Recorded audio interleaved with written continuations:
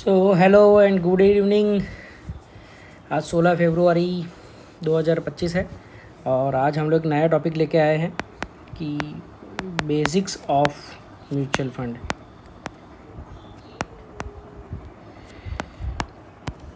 ये टॉपिक उनके लिए बहुत ही हेल्पफुल हो सकता है जो म्यूचुअल फंड में इन्वेस्ट करना चाहते हैं या सोच रहे हैं, आज तक कभी उन्होंने म्यूचुअल फंड में इन्वेस्ट नहीं किया है, या तो फिर मैंने देखा है कि काफ़ी सारे लोग ऐसे भी हैं जिन्होंने म्यूचुअल फंड में इन्वेस्ट करना शुरू कर दिया है जस्ट बिकॉज कि उन्होंने उनके किसी फ्रेंड ने बोला है या किसी एडवाइज़र ने बोला है कि भाई ये SIP शुरू कर दो, इट इज़ वर्किंग फाइन।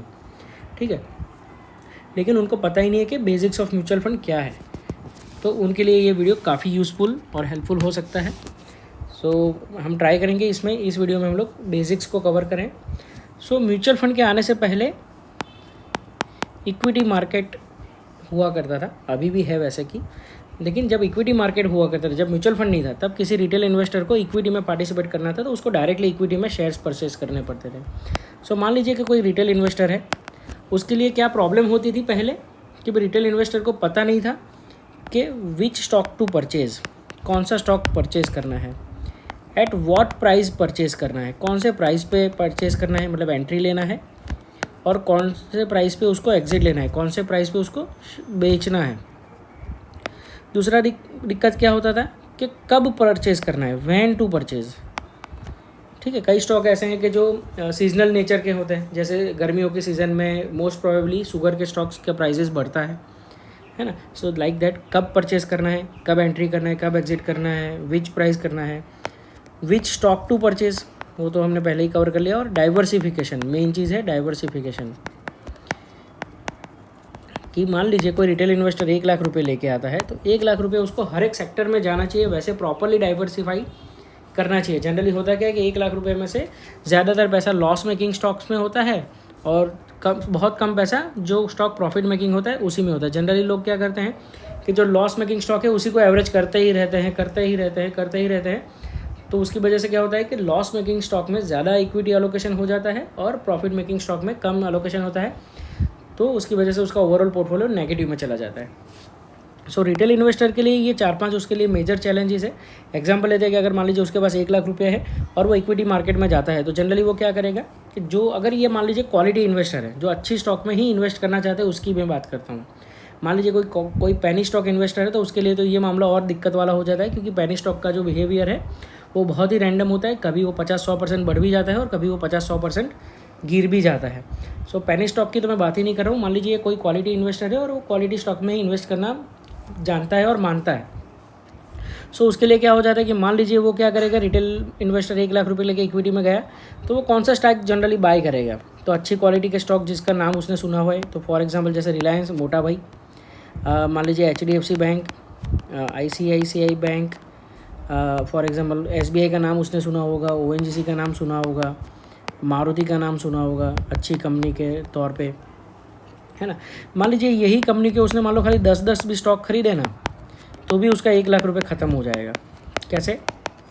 तो रिलायंस का मान लो जो एक स्टॉक का प्राइस 1200 का है, HDFC का भी कुछ 1500-1600 के आसपास होगा, ICICI का 1000 के आसपास स्टॉक है, SBI का भी कुछ 1000 के नियर अबाउट ही है, ONGC का भी 400-500 रुपये के आसपास का स्टॉक है, मारुति का भी 10,000 के ऊपर का स्टॉक है। अब यही 10,000 रुपये के 10 स्टॉक ले लिया तो 1 लाख रुपये तो यहीं ख़त्म हो गया। और इतना 1 लाख रुपये ख़त्म होने के बावजूद भी उसके पास बैंकिंग के 3 स्टॉक आ गए, बैंकिंग सेक्टर के। रिलायंस एंड ONGC जो है वो ऑयल एंड नेचुरल गैस के स्टॉक्स हैं,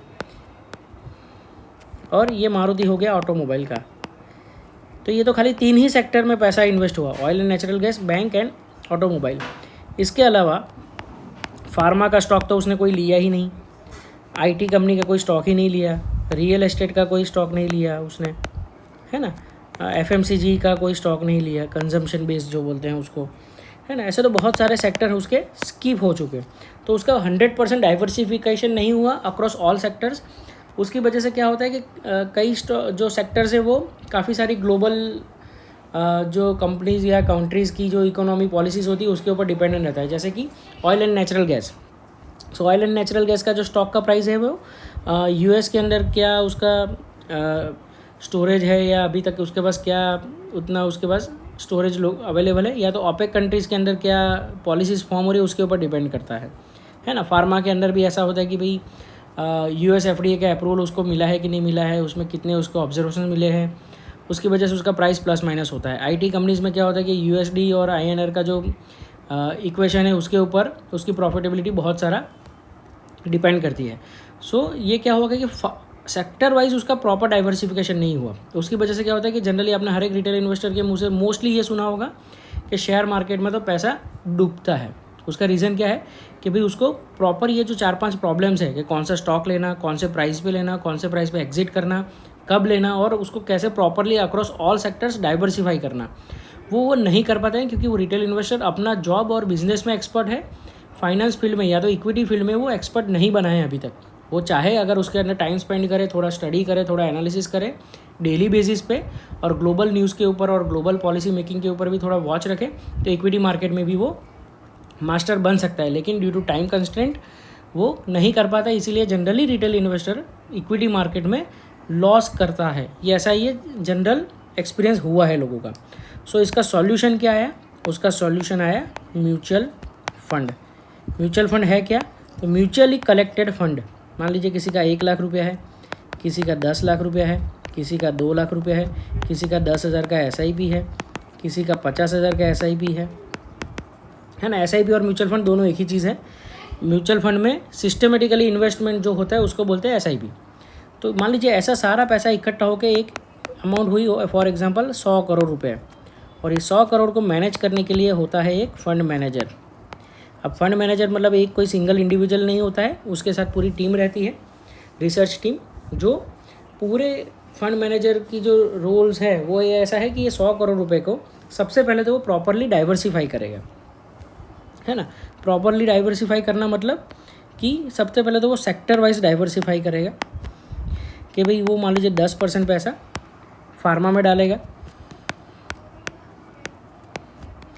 15% पैसा मान लीजिए IT कंपनीज में डालेगा, 20% पैसा मान लीजिए ऑटोमोबाइल सेक्टर में डालेगा, ठीक है ना। मान लीजिए 10% पैसा वो डालेगा कि बैंकिंग में डालेगा, है ना। सो लाइकवाइज वो डिफरेंट अलोकेशन डिफरेंट सेक्टर में डालेगा और पूरा उसका 100% अलोकेशन सेक्टर वाइज कर देगा। अब फार्मा के अंदर भी बहुत सारी कंपनीज हैं, तो उसमें से उसने मान लीजिए 3-4 कंपनियां पसंद की, Cadila pharma, Zydus pharma, Alembic pharma. IT की भी कंपनी के अंदर भी उसने TCS लिया, इन्फोसिस लिया, टेक महिंद्रा लिया, फॉर एग्जांपल, है ना। बहुत सारी कंपनीज, उसमें से मान लीजिए इसने 3-4 कंपनी डिसाइड किया, उसकी रिसर्च टीम ने बोला कि भाई ये कंपनी की बैलेंस शीट अच्छा है, प्रॉफिट एंड लॉस बढ़िया है, और इसका ग्रोथ पोटेंशियल अच्छा है, अच्छे प्राइस लेवल पे अवेलेबल है, promoters are sound and very knowledgeable. तो ये कंपनी डिसाइड करने में बहुत सारे फैक्टर्स होते हैं, तब ये कंपनी डिसाइड होती है, और उसमें फिर वो राइट टाइम पे एंट्री और राइट टाइम पे एग्जिट करना होता है।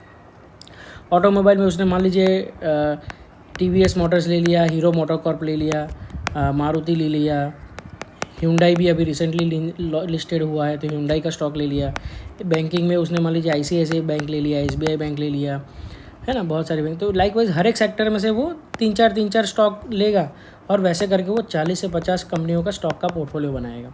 अब ये 40 से 50 कंपनियों के पोर्टफोलियो को वो time to time entry exit, right time पे एंट्री राइट टाइम पे एग्जिट करके अपना जो 100 करोड़ है उसकी वैल्यूएशन धीरे धीरे बढ़ा के 110 करोड़, 150 करोड़, 200 करोड़, 300 करोड़, वैसे वैसे ये वैल्यूएशन बढ़ाने का ट्राई करेगा। और जैसे जैसे ये 100 करोड़ की वैल्यूएशन बढ़ती जाएगी, वैसे वैसे मान लो किसी ने 1 लाख रुपये इन्वेस्ट किया है तो उसकी वैल्यूएशन भी धीरे धीरे बढ़ती जाएगी।